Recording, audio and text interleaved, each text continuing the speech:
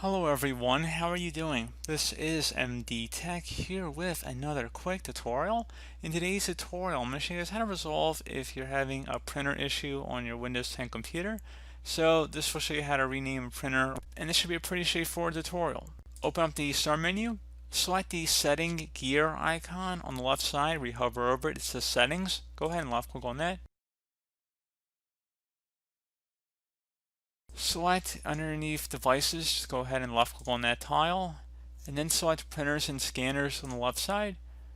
Locate whatever printer or scanner you want to rename, and then select the manage button.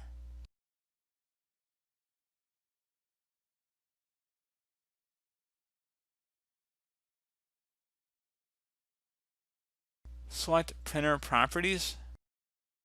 So now that you have selected printer properties, select the change properties button, and now you can name this whatever you want. So we can change it print to PDF, whatever you want to call it. Again, this will apply for any printer on your computer. And you may need to restart your computer in order for the change to take effect. So if you actually went back into printer properties here, you can see that you need to go ahead and actually probably go and restart your computer. And there you go. That's why I wasn't excited, because it was a no longer existent printer, because now it's a new printer.